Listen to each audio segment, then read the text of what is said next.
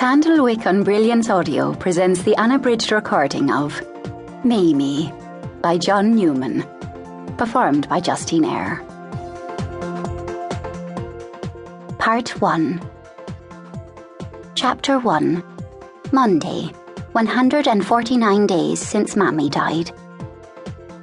Monday is Granny's Day. That's where I go after school every Monday. But first, I always visit Mrs. Lemon's shop to buy a candy bar with the rest of my lunch money, and Mrs. Lemon always says, "And what can I do for my good friend Miss Mimi today?" "I'd like a spiff bar, please, Mrs. Lemon." "One spiff bar coming up, young lady, and a few sweeties just for you." And I hold out my hand, and Mrs. Lemon puts 3 or 4 sweets from the pick and mix onto my palm, and then she closes my fingers into a fist over them. Mrs. Lemon has been giving me free sweets every day since Mammy died. So every day I make sure to drop into her shop. So does Sally, my big sister. She gets sweets too, but today Sally is late because she's hanging around with her goth friends, which means I get to Granny's first. "Well, if it isn't young Mimi herself visiting her ancient grandparents," declares Grandad when he opens the door, as if it is a big surprise seeing me on the doorstep. "It's Monday, Grandad," I tell him. "I come every Monday." "Well, blow me down, so you do." And he slaps his forehead with his hand, as if to say, how could he have forgotten? He does that every week.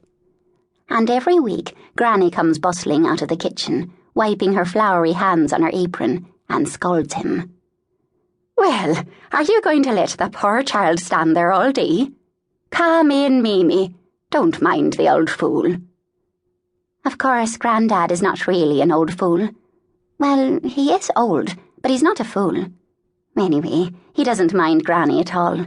He just laughs at her and winks at me.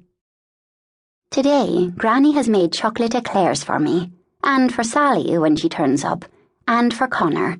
He's my big brother, but he has soccer on Mondays, so he doesn't get here till later. Every Monday, Granny cooks cakes, and that's why she's so fat, says Grandad.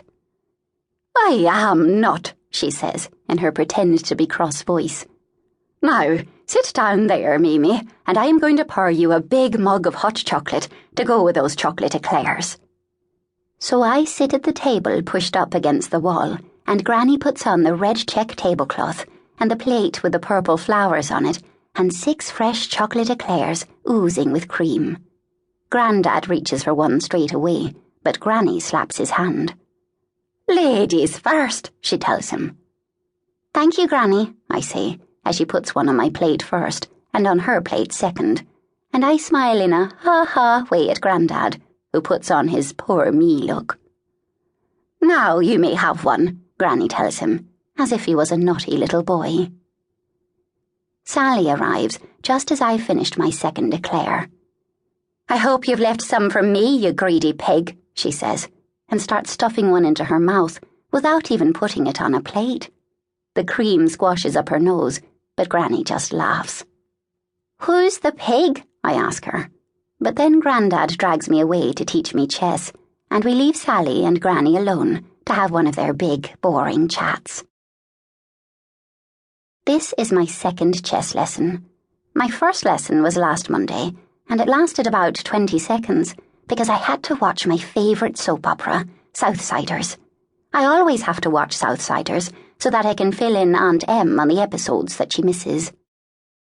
"Now, we have 10 minutes today before your rubbish show starts," says Grandad, spilling out the chess pieces.